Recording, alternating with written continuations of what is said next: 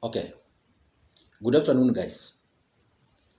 I want us to today dissect the incident which happened in Maragoli during the Maragoli Cultural Festival, where David Murathe made it very clear to William Ruto that he should retire with Uhuru Kenyatta.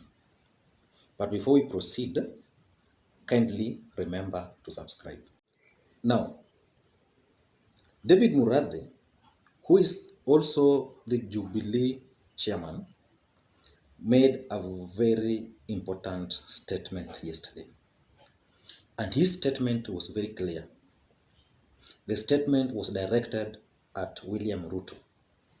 And I hope William Ruto took note, and I hope he will work towards that. His message was very clear that William Ruto should retire with Uhuru Kenyatta, and that the pact which William Ruto had with Uhuru Kenyatta were between individuals. It was not between communities. And that's very significant. David Murathe is not an ordinary Kenyan. David Murathe is one of those key allies.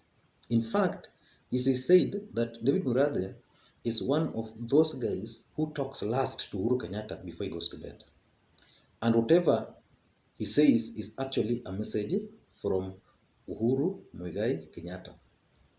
Now, what are the lessons or the significant things that we can pick from that particular event and the message that David Murathe delivered to Kenya? Number one, the presence of David Murathe, who is a close William Ruto's ally, not really William Ruto, but who is a very close ally of Uhuru Kenyatta. He's actually Uhuru Kenyatta's mouthpiece. His presence in that particular meeting was very significant. And leave alone that, the message David Murathe was sending out was very simple. He was telling William Ruto that in politics there is no debt. And if anything, the pact William Ruto had with Uhuru Kenyatta were between the two. It was not binding to the central Kenya voters. And he delivered that message perfectly well. So today, as Kenyans were waking up, the discussions was very clear online and even on TV and everywhere. Even on the local barazas. I attended one in Kisumu. The message was very clear that Uhuru Kenyatta and William Ruto are actually going to divorce in 2019. The politics of 2019 is going to be very dirty. Number two, the presence of Eugene Wamalwa in that event was also very significant. Remember, Eugene Wamalwa was one of the key allies of William Ruto in Western Kenya. But of late, this guy has kept off most of those Tanga events. In fact, in one of my videos down here, I opened that Eugene Wamalwa is actually working very closely with Raila Odinga. And I hope with the time I will be vindicated. So the presence of Eugene Wamalwa was very important. It was sending a message to William Ruto, and especially those allied to him, especially the cabinet secretaries, that it's only Uhuru who has power. And also the message that, Eugene Wamalwa is a brother to Kijana Wamalwa. And that family, politically speaking, in Western, they are a royal family. So the message was very clear that now we are starting to craft a team that's going to deal with one William Ruto. And it's not the first time Wamalwa, the other day Wamalwa actually took on William Ruto over the 2022 politics. And his presence there as the chief guest was coded. Number three, which I think is also significant, is the presence of Francis Atwoli, the Kotu leader. Francis Atwoli is actually the senior-most political leader from Western. And Atwoli played a key role in bringing together Raila Odinga and Musalia Mudavadi. And he's also been the key force behind the Luhya unity. And of course, the Luhya unity might not be achieved, but to some extent, he can achieve that unity. Remember, during this event, Atwoli managed to bring in Moses Wetangula. He brought in Wamalwa. He brought in Mudavadi. Those are key Luhya leaders. And if they can unite, then any other force against them will not succeed. So Atwoli being brought on board was to send a significant message, an important message to William Ruto that things are going to change in Western. The other important thing is the absence of Tanga movement from that particular meeting. Remember, Boni Halwale was nowhere in that meeting. The Speaker of the Senate, Kenneth Lusaka, was also not present in that meeting. That tells you that the Tanga team were actually not welcome in that particular event. So it sends a very significant message. And of course, at the end of the day, Eugene Omalwa, who is now anti-William Ruto, was the chief guest. Number 4 is the presence of Musalia Mudavadi.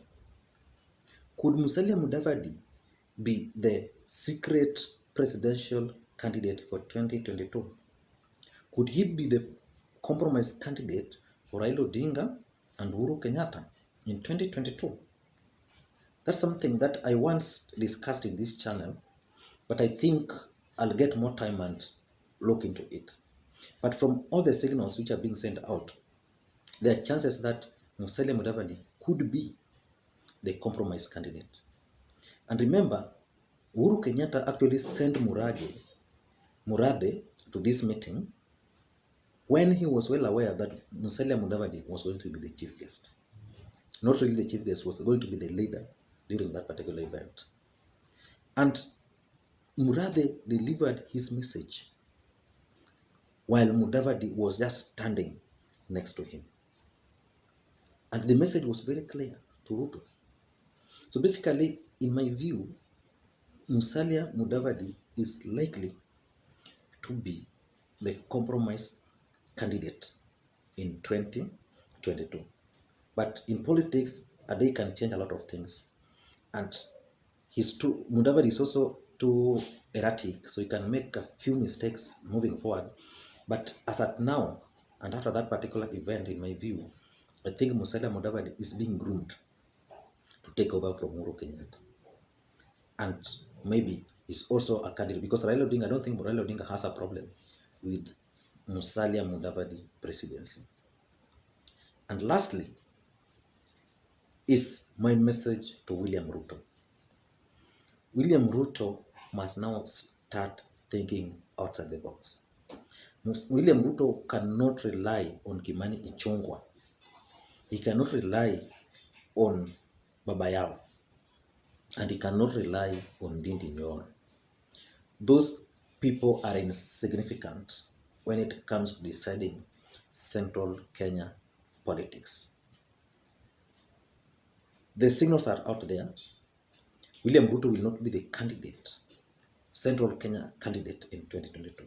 So he must reach out to other areas. He must mend fences to people he called militia. Because without the central votes, I don't see William Ruto making any headway in this politics. Because central voters is very key to William Ruto. For example, in Nairobi, if William Ruto don't get support from central province, how will he manage Nairobi politics? Will he rely on Sonko? Because Sonko only brings the Kamba votes. Yeah? Even Sonko is the governor of Nairobi because of the Kikuyus. Without Kikuyu votes, he won't be. Of course, he got a few votes here and there, but the major factor that made Sonko the presidency is the Kikuyu votes. And he added to the Kamba votes, and that's why he managed to be the governor. But how will William Ruto manage the politics of Nairobi? If he won't manage to control Nairobi, he won't manage to control Kisumu, he won't manage to control Mombasa. How will he lead Kenya? It will not be possible. So William Ruto must start figuring out how we can reach out to Luya votes and Luo votes. We must do that. Thank you so much guys for watching. I didn't intend to produce this video, but I just felt it's important for the sake of my viewers to produce it. At least give my opinion. So I'm not well, my mind is actually on a holiday until after January. But I had to do this for your sake. Kindly remember to subscribe.